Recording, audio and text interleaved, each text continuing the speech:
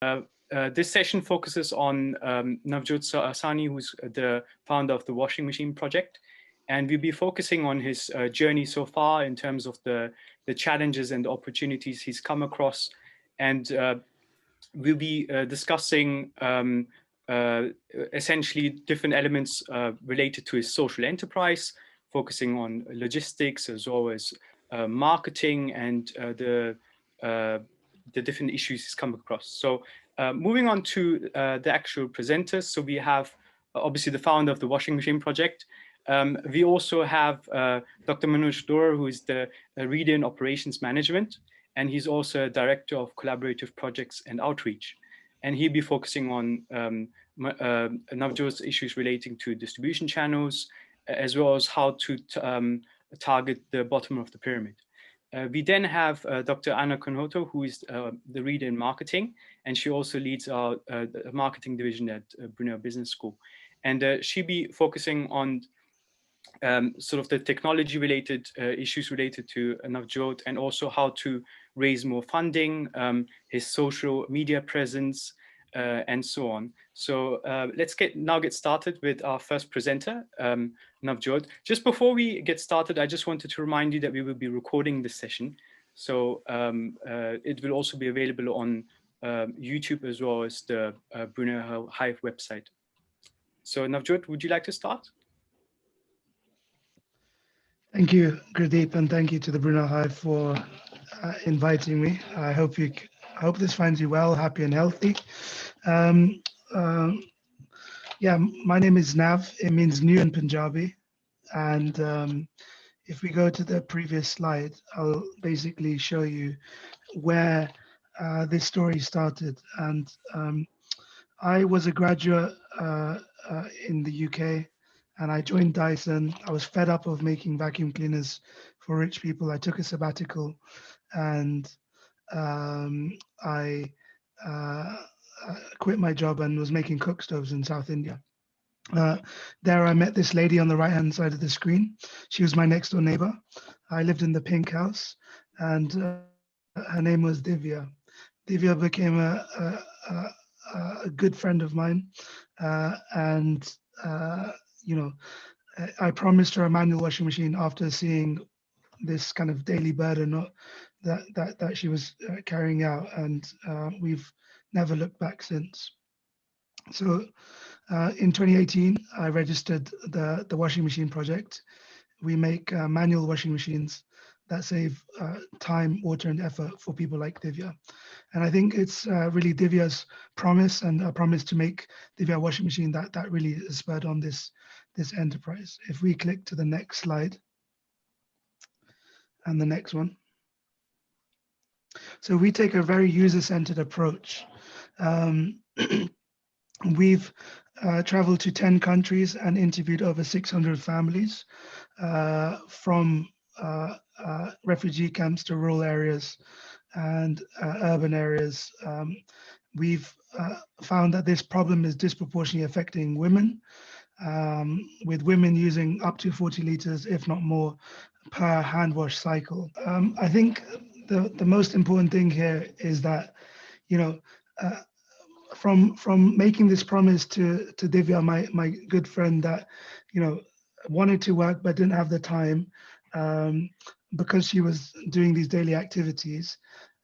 I promised her this manual washing machine, and ever since then, I've had this at the back of the mind that I need to create a solution for someone like Devya. So we've traveled to 8 countries and interviewed over 600 families all around the world, and we're very insights driven. We've found that the burden is disproportionately placed on women, with women using 40 litres or more per hand wash cycle in places where water is such a precious and scarce resource. And to put that in perspective, your bathtub at home is about 50 litres. So you can imagine all the water needed for just this one activity. We know that women wash in lakes, rivers, and streams, in buckets, on the floor, using cold water, causing back pain, joint pain, and skin irritation for more than 20 hours a week. And Devya is not alone.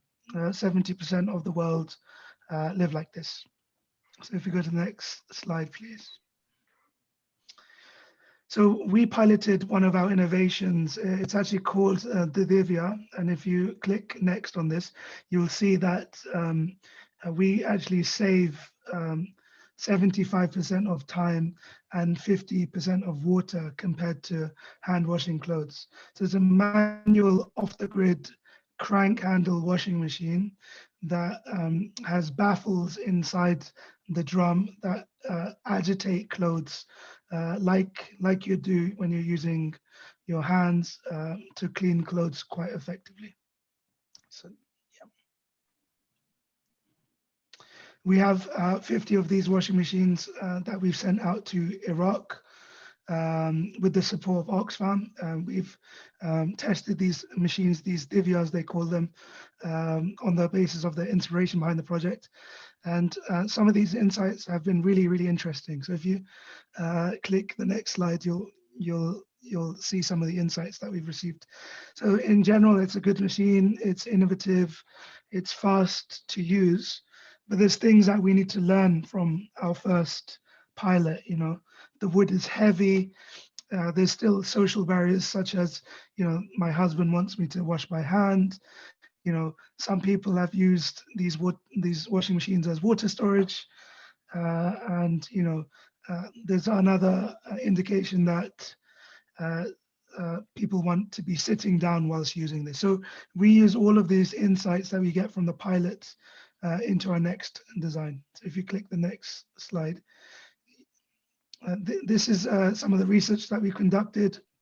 And then if you click next slide, we'll talk through some of the insights. So in the Philippines, people are very excited at a solution like this because it will free them of pain when washing clothes.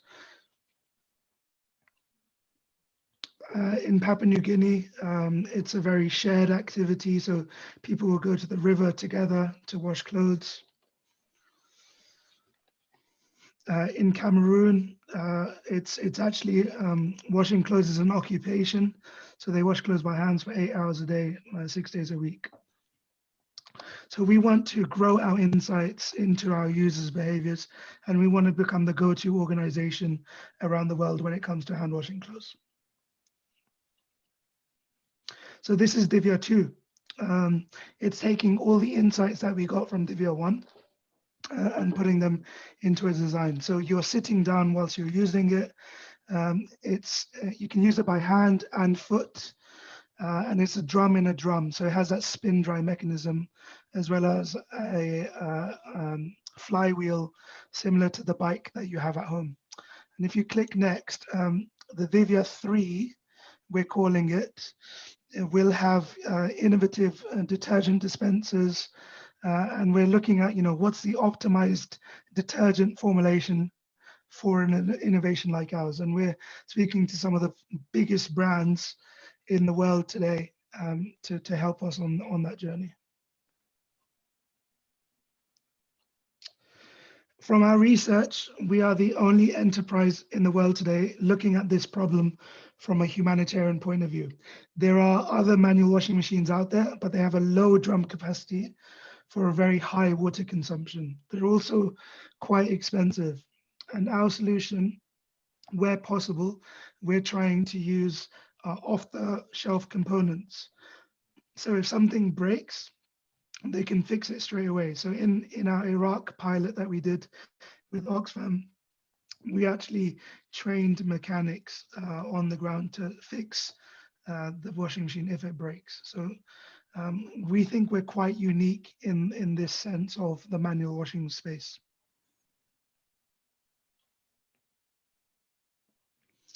There's about 1 billion families right now in developing markets, 3.6 million families in refugee camps, and there's a growing number of woke people in the developed markets that push to sustainability, and that's the emerging market as well.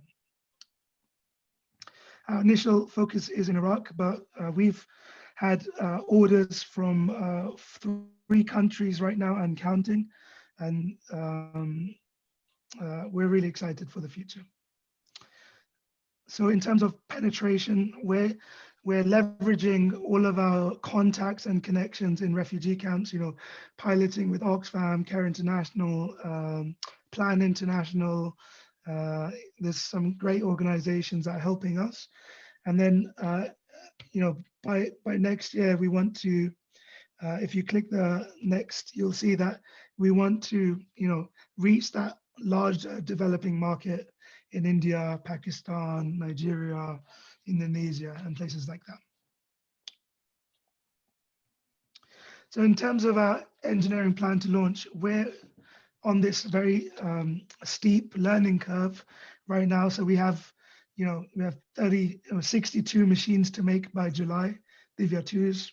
And on receipt of that, we'll get more insights, and then we'll ramp up to industrialization. And we're then, looking to unlock the logistics and launch plans and supply models and manufacturing locations. And then we go with our first wave with 1,000 washing machines next year. And in 2023, we're unlocking a new category at the washing machine project called the refrigeration project, looking at off-the-grid and refrigeration technology, because we don't want to just stop at washing machines. So there's 3 funding models right now that we're trying to adopt through agencies and partnerships such as Oxfam and Care International and so on and so forth. But we need to start selling washing machines from 22 onwards. And that's at £40. It's a very aggressive cost target, and we can only achieve that at scale.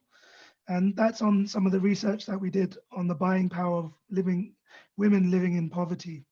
Anything more than this value, then they wouldn't have the power to say, yes, we want this product. They'll say no because they can't afford it. Anything less, then they'll say yes. And then there's several different alternative models where it's a 1-for-1 for donation. So for example, someone could buy it on an Amazon marketplace and then we could donate one, or we could open up laundrettes or microfinancing and entrepreneurship models as well. We have some incredible partners and supporters. Our community partners are through Kitchens for Impact programs.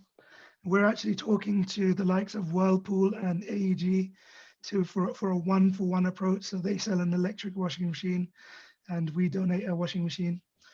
These are our growth partners, academia, private companies, and charities as well.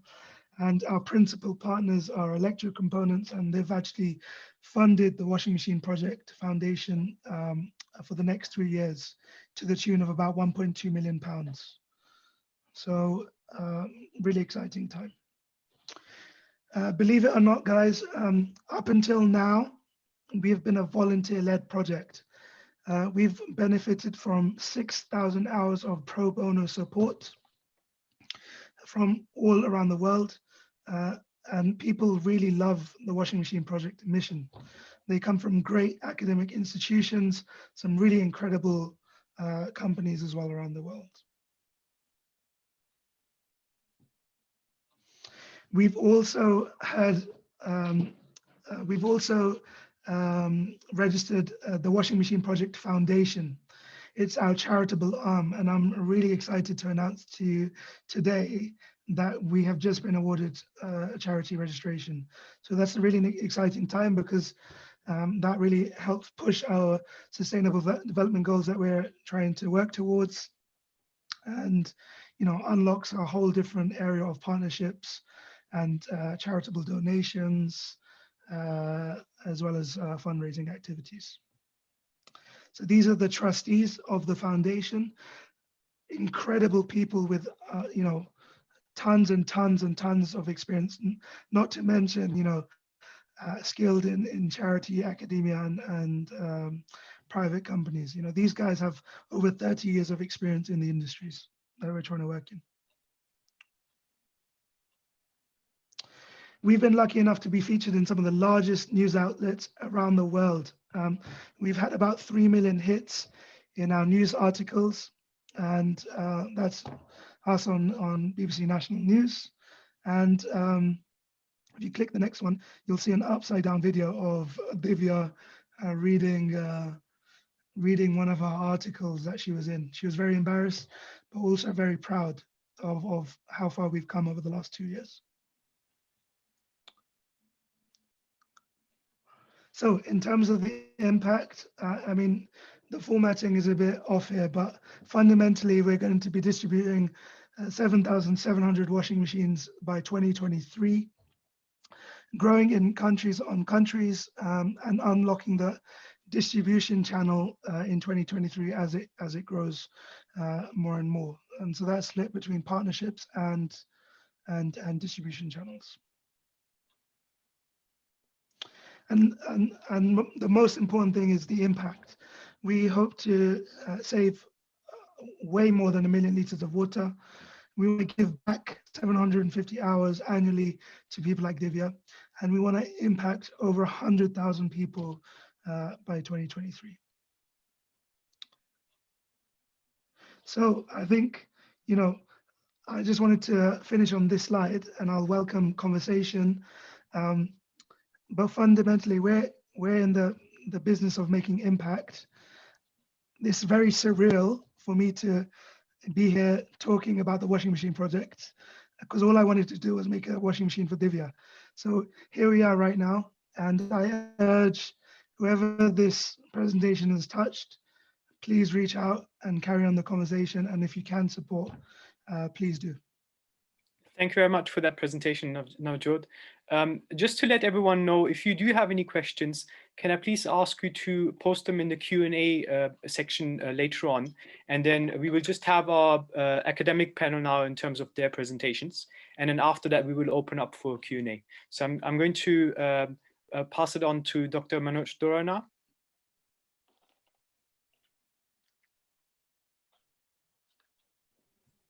Hello, thank you very much, Gurdeep, for actually this excellent initiative. You are the one who started this. Actually, after this excellent talk from Nav, in fact, life changing. I know the impact of this because last 1 month my washing machine is not working, so I know what it means. So no, to be honest, after this talk, I would like to hear more about the project than speaking about mine. So let me make it as short and sweet as possible. It's in a bit different context, but the challenges you might see similar. That I will be kind of speaking about humanitarian food supply chain. So in a difficult situations, in a difficult environment, what is the, how do we secure or ensure food for everybody who is in dire need of food? So a few months back, we had discussion with Nav that what are the different challenges? And then one of the challenges is how do we distribute it in a more efficient way, more sustainable way, that it is cost efficient and it is also environment friendly as well. So I would like to share some of my experience working with one of the most difficult region right now. That is, if we go to the next slide, Gurdeep, it's Syria and Turkey border. Just immediate after the war started, think of 2.3 million refugees crossed the Syrian border and landed in Turkey. And just if you think about it, just in a few months' time, 2.3 million people in one region. See and think about its impact on the stress it will put on the local food security, plus arranging food for 2.3 million refugees where there is nothing. So just imagine that kind of crisis situation. So this is sometime. Next slide, Gurdeep. So often it brings conflict because you need to ensure food as quickly as possible. There are children, there are women, there are illness. Everything is there. Next, And then often it's one side is that there is dire need for food, but it's not that there is not enough food. Often there are so many organizations, World Food Program, FAO, all these, Red Cross, they're all working together, and often the food is shipped to the, and then how do we distribute it? It ended up in a lot of waste. Next. So this is the situation, right? So there is a dire need of food. Quickly, we need to provide food as soon as possible. And then there is also plenty of food coming from different sources. And how do we store them well and distribute in a way that it reaches to the right person the right amount, right? So this is one operation just to show you the magnitude of the challenge. So 48 agencies working in that region, several storages, several trucks, and tons and tons of different kind of food packages coming from all different regions to different refugee camps. So this is the size of the magnitude of the problem I wanted to show you in this slide. The next is, so this is another map of, look at the different kind of organizations around that region, local NGOs, international organizations, government agencies, looking at different elements. This is one slide showing the various kind of organizations trying to solve one problem. Yeah. So what I'm trying to say is, so there is a urgent need, and there are several organizations coming together to help. Yeah. So demand and supply sides are all there.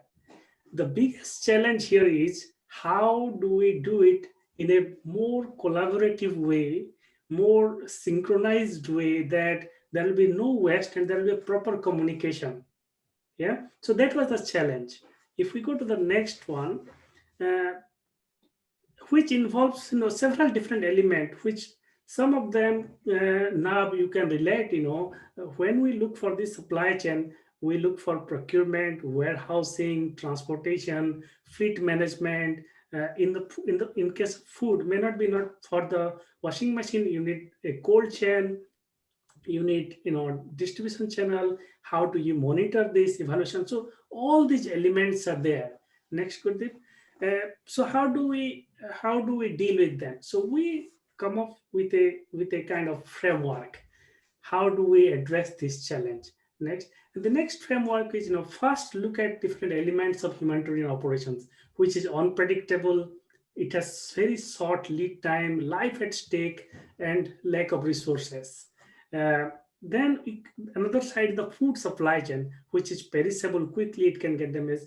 Food safety issues there. If there is anything wrong, we can, there will be even more challenges than the solutions. There is a storage issue. There is variations in different seasonality, taste, quality. All those elements are there. So, and then finally, our ultimate goal is how do we deliver in a fastest possible way and the best possible quality with the cheapest possible price. So to do that, what we do next, right? So we use operational excellence tools such as lean tool. What is that lean tool?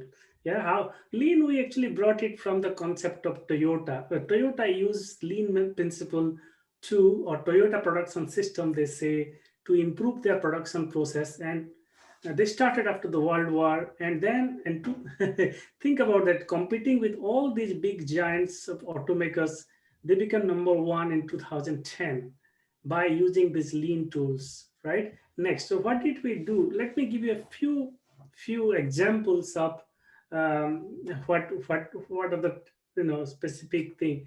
We bring together multi-stakeholder agencies, and then we map the risk and bottlenecks in the system and create a feedback loop. This is the intervention strategy we did. How do we map?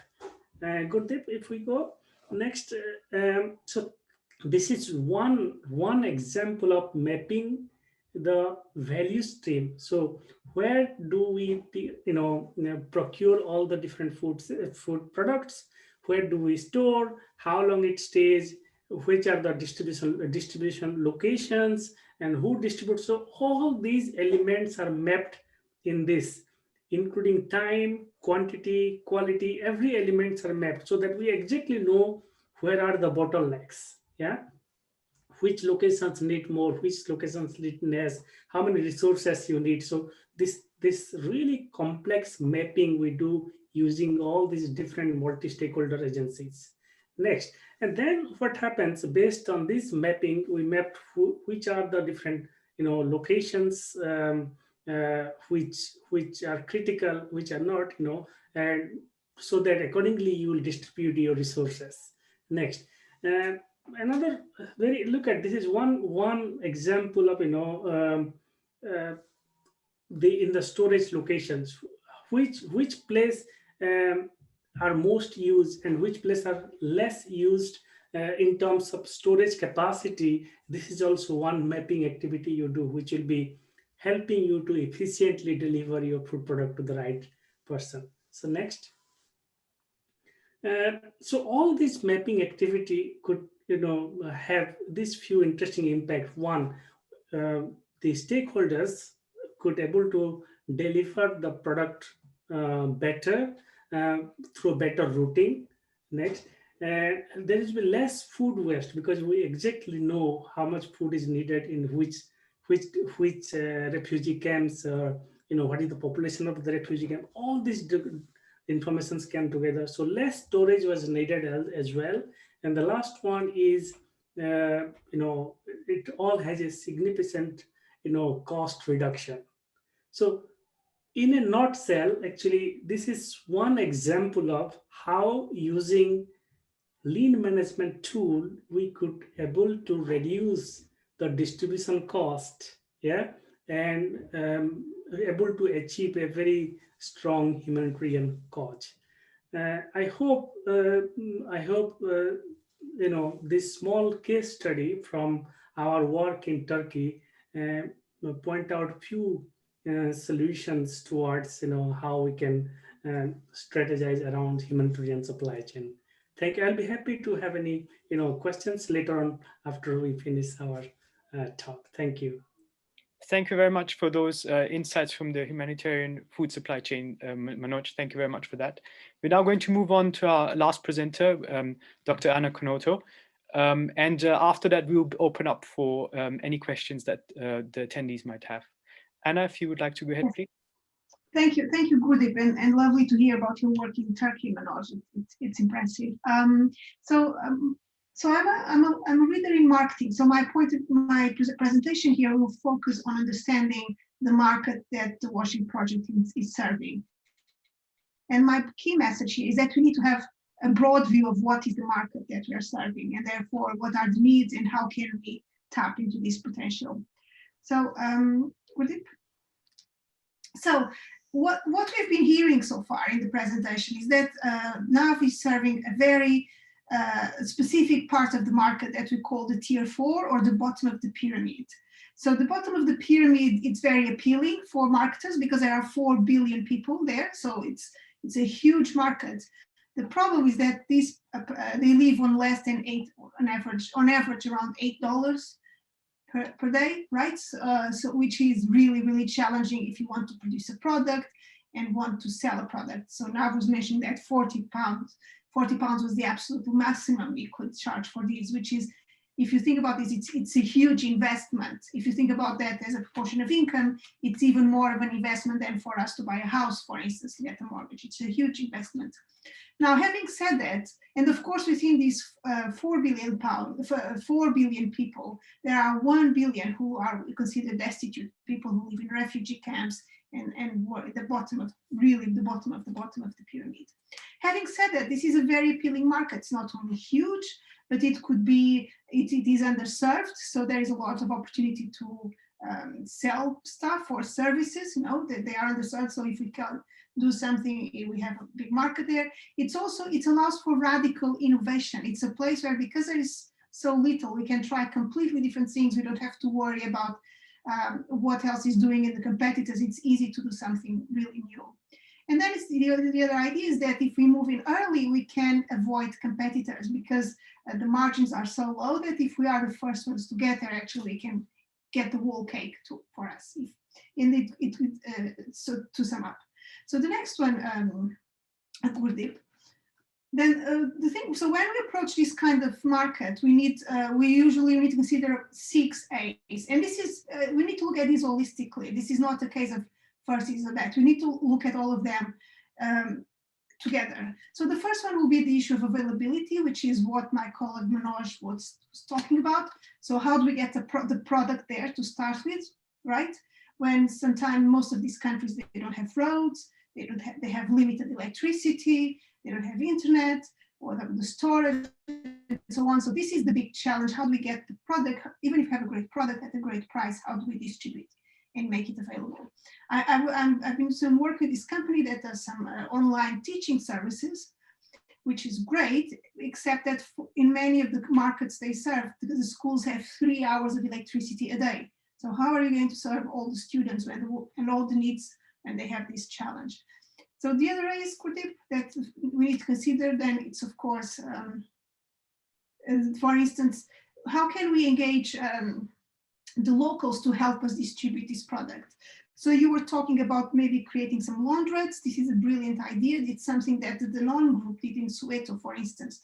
So they created these yogurts, fortified yogurts, and then they engaged the Dani ladies, so women in the communities who would distribute the yogurts for a tiny percentage of income. So they would do the last mile distribution instead of Danone, and as an opportunity to increase their income. So absolutely engage the entrepreneurs in these communities to help you distribute the product and reach out to the last mile of the distribution, which is the most expensive. Then another thing we need to consider is affordability. You mentioned that, of course, $40 is the absolute maximum you can charge for these. This is often a problem. So we need to consider how can we keep low margins. Low margins means that we need to sell as much as possible. So how we need to make a product that will be appealing to as many people as possible. For instance, this often means that we need to sell small packages because people don't have a lot of income available. So they will not buy a big packet of rice, they'll buy small because that's the most they can afford. It also means that we need to think about micro payments or making it flexible to pay. Could people rent instead of buy, for instance? Could they, how could they acquire the product without having to pay upfront because they don't have that cash available? And then next, we need to consider the appeal that the product has for the customer.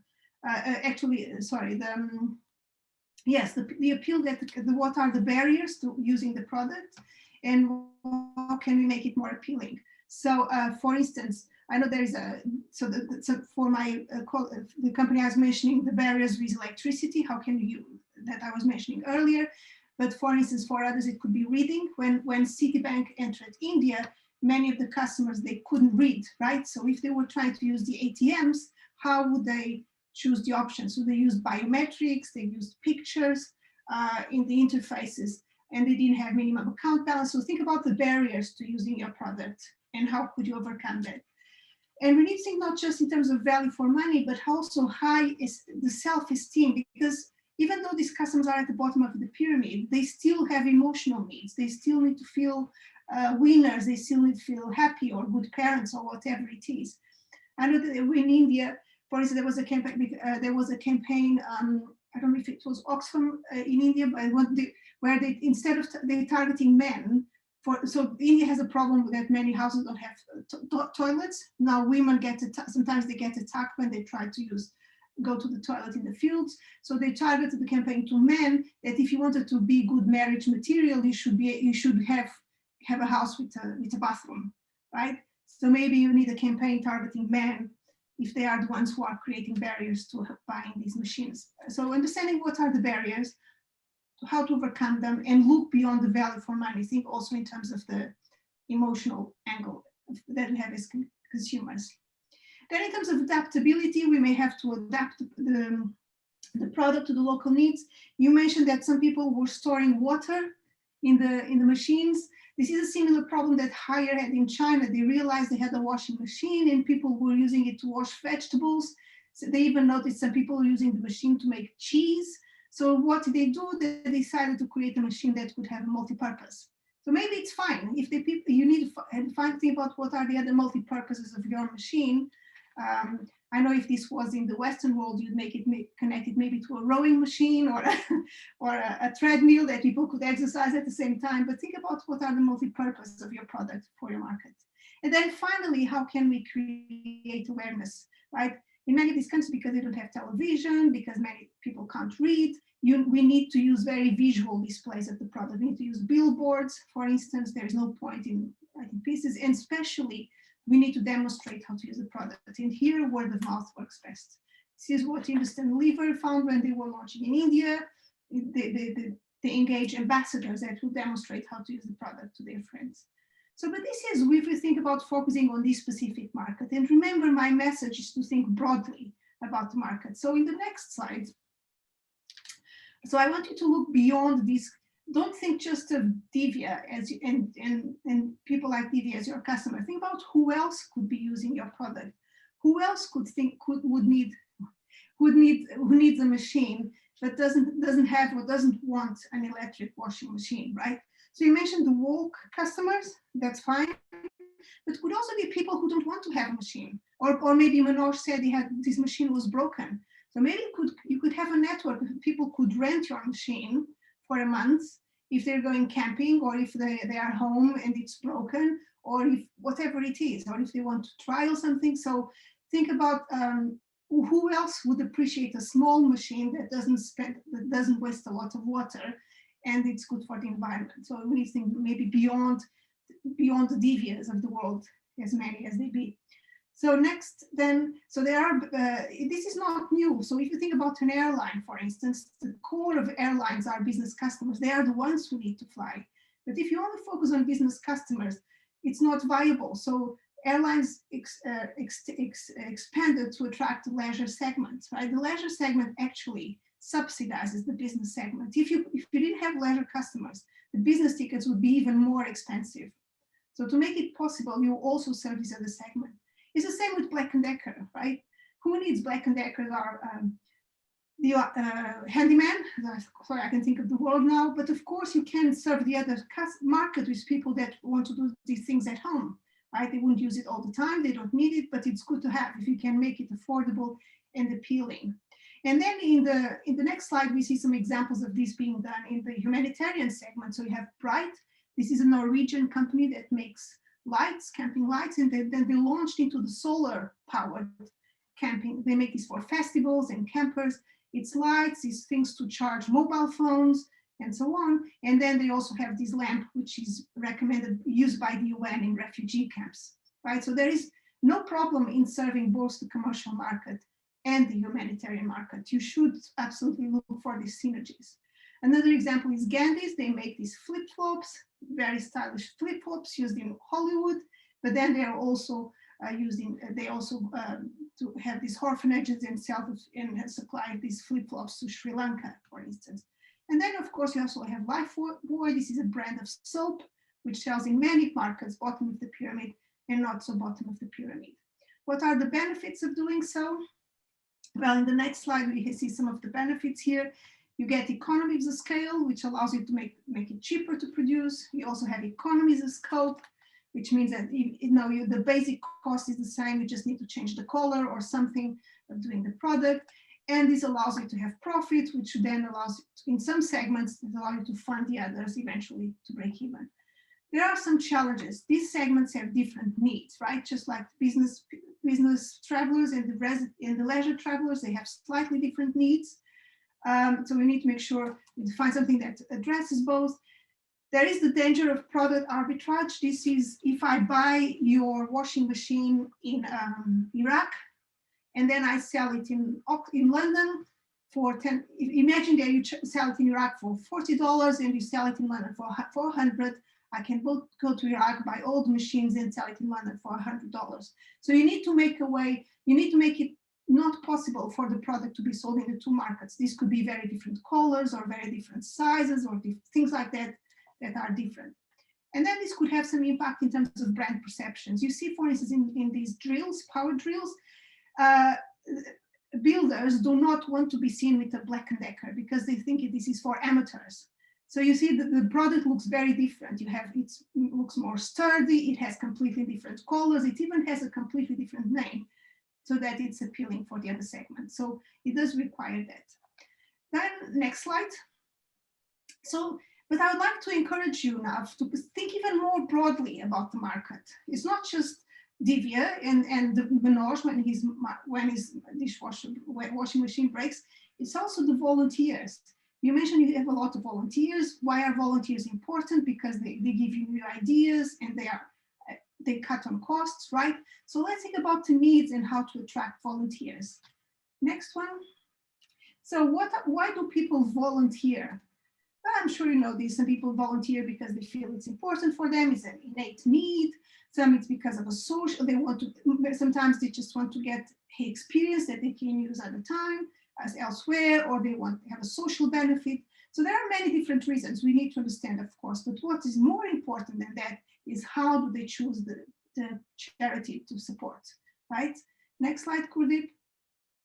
This is research by a colleague of mine. It's very interesting. She found out there are many ways people come to support a charity. Sometimes they look for something to do. For instance, they are retiring or they want to acquire some skills. Sometimes it's their friends that bring them. But so there are many different ways in which people find a charity. But what is absolutely obvious, as you can see from this first column, is that volunteers do not spend a lot of time deciding where to volunteer. When they decide to volunteer for whatever reason, they decide very quickly who to volunteer with, right? So what does this mean? This means that it's absolutely crucial for charities and not-for-profits to have a strong brand awareness.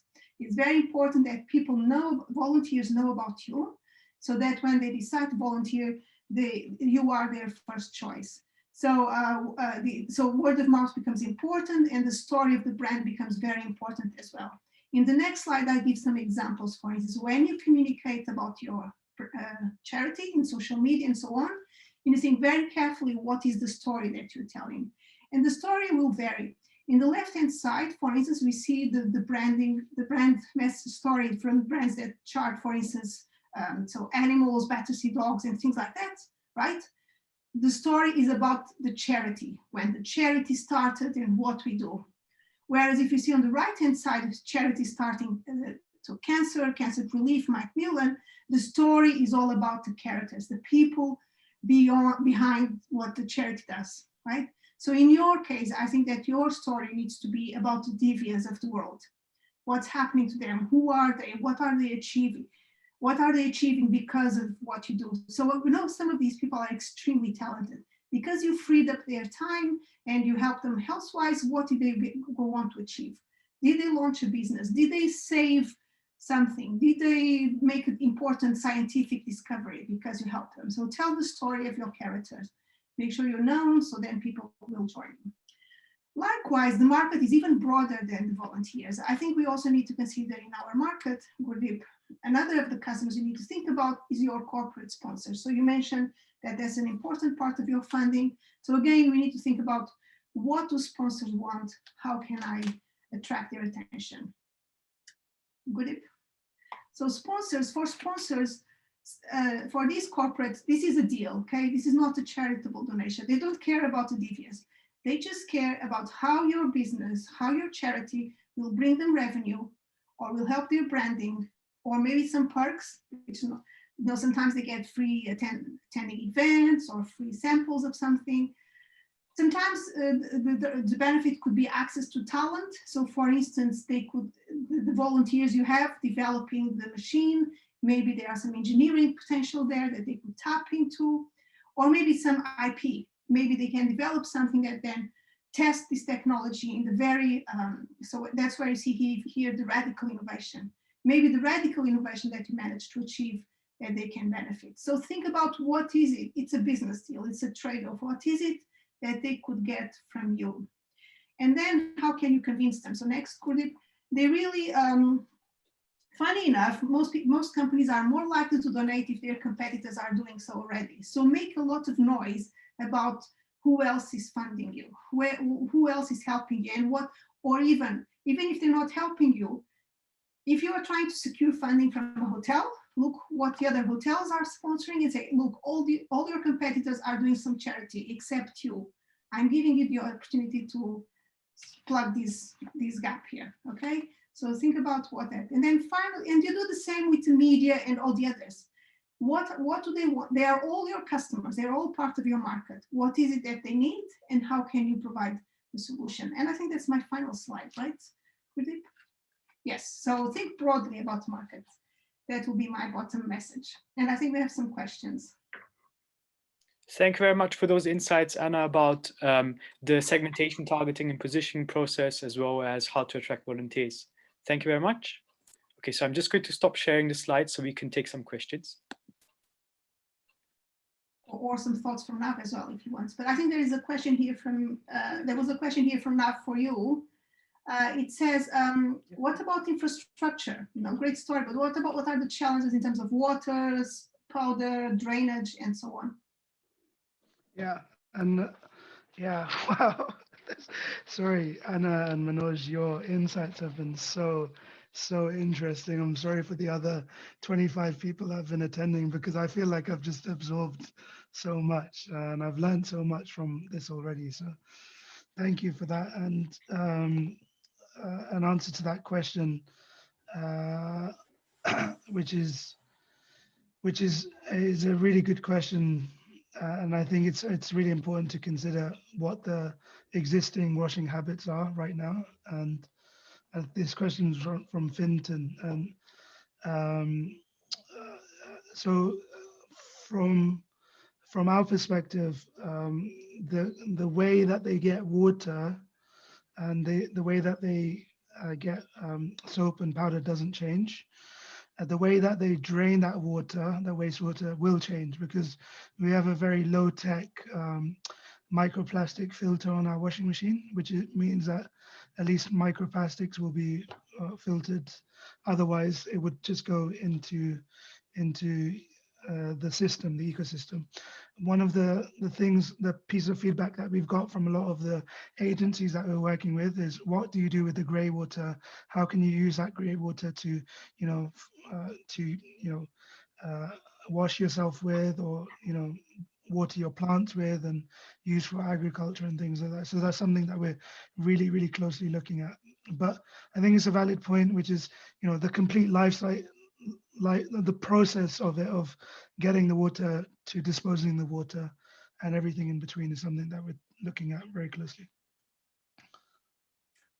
Yes, so there is a question here. So as this is a social impact project, this is a question for me now, but I think it's connected. Is it important to consider competition, the more charities and so on? Yes, I think it depends on the market. If you're talking about your segment, Devya, absolutely. They are not competition, they are an industry. You're part of your industry and you want to partner, because there will be lessons you can learn from each other. There will be synergies that you can benefit. Maybe Manoj has an example here from that.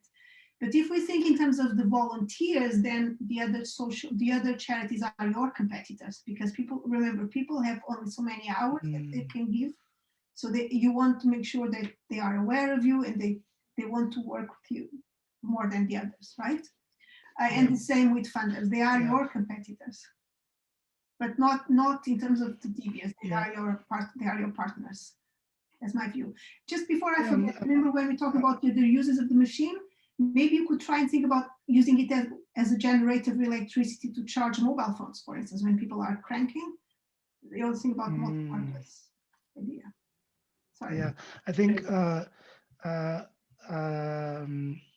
so I used to make cook stoves when I was in South India. I think I mentioned at the start of the presentation, and there's a global cook stove alliance that has all the cook stove companies from right around the world. So it's several essentially the same businesses getting together and achieving, this greater impact. And I would love to be a part of a global washing machine alliance, because that doesn't exist yet.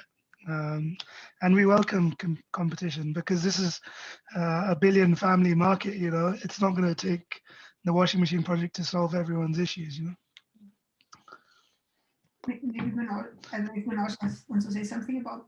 Yeah, and just to add what you said, Anna, is there is a need for co-petition. It's actually, it's not just competition or collaboration. That's what we learned a big deal from this Turkey project. Like, these different humanitarian agencies, they're competing with each other. Which NGO can get more fund, more food, more transported? But there is a need for also collaborating among itself, because that will optimize the whole system. So there is a element of co-petition is required, not just gathering more resources, but also how we collaboratively, disperse that. So there are actually, it's very interesting. There is a new, new frameworks have been developed now towards the co-petitions. So we might have to look into those elements as well. And also likewise, it's like it's coming to my mind, in a small state in India, Odisha, they have 6 million self-help groups, women self-help groups. Yeah. And what they do is, organize themselves together, and small enterprises towards, poultry, towards farming, or many different things they are doing. So this washing machine project can be also a life changing for them as well. Think of, if we can bring this one washing machine to one self-help group as a laundromat, so it can create a kind of small enterprise for themselves as well. So so those kind of elements could be also explored, which resources you don't have to spend, because that will be recovered from the self-help group itself, because that will be used as enterprise. Excellent. There is another question for you here now. It says, would becoming a charity impact your work in any way, either positively or negatively? I mean, I think the existing model that we have, where we're a registered community interest company, we're treading a delicate line, I think, because a lot of our missions and goals are very social and almost very charitable, but we are a for-profit social enterprise. And even our own volunteers sometimes think that they're volunteering for a charity. So we've been stung in the past by several people that have said, "Oh, well, it's a bit questionable that you're a for-profit social enterprise." So the foundation and its charitable status, I think, is a very, very positive impact in our work, because we can, channel all of our charitable efforts through that foundation, I think, as well as unlock, a ton of avenues of fundraising, whether it's, gift aid, business donations, high impact investors, and things like that. Excellent. I don't know if there are any more questions. We only have 5 minutes to. Okay, we have another question. Do you see yourself? Go ahead. I was going to just ask a question to you, Anna and Manoj. So I had a really insightful meeting with one of the most powerful people in one of the most powerful companies in the world yesterday. And this person said that the washing machine project in its current model will never work. This person said that women love washing clothes, and that yeah. So did you speak to Elon Musk? Elon Musk? No, sorry. no. And this person said also that if rural people aren't washing clothes, then what are they doing? We've tried this many times and it just doesn't work. They won't use it. Now, my thought was, we've gone out to so many people. We've seen this massive gap. People spend, so much effort on this one activity. The people that we talk to struggle so much and complain of back pain, joint pain, and skin irritation.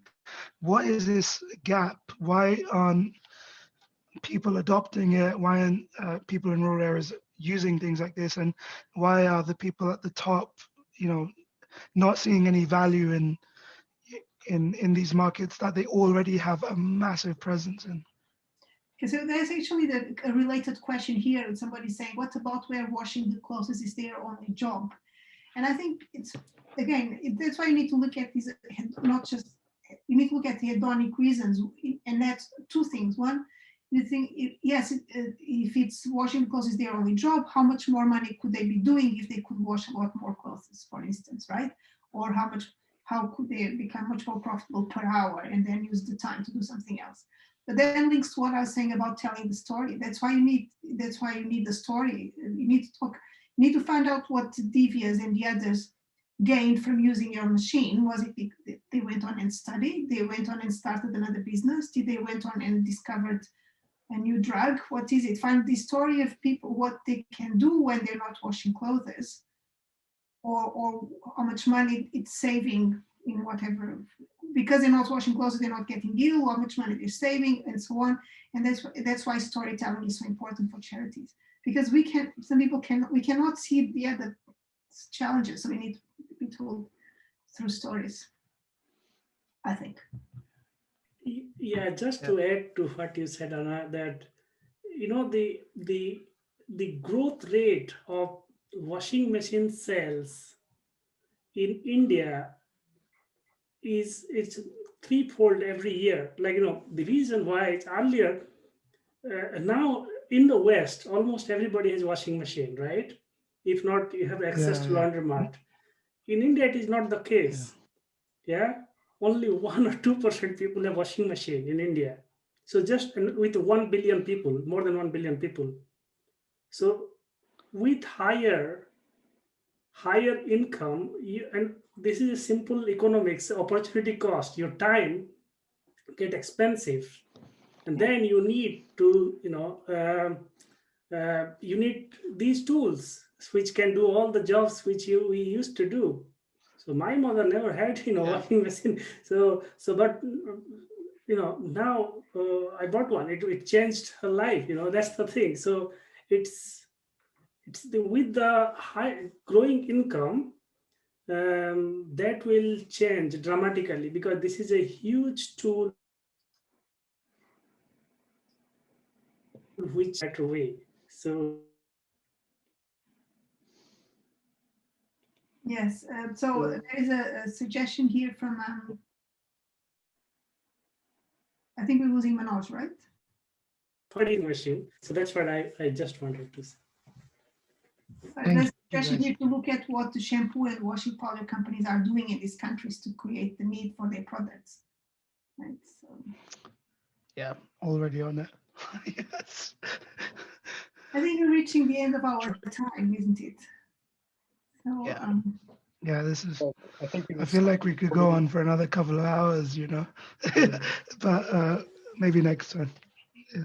Just like to say thank you so much for the amazing questions that people wrote in the chat. If they would like to know more about how business school can help them, reach out to the Hive, to Dani and so on. But above all, thank you, Nav, for sharing such an interesting story with us, and for Gurdeep organizing this session. Thank you so much for taking part in this session, and thank you also to Asiya and Dani for organizing this. And also thank you to our attendees for asking such wonderful questions and joining us in this really interesting conversation about Nav's journey. Thank you. Take care, everyone. Thank you.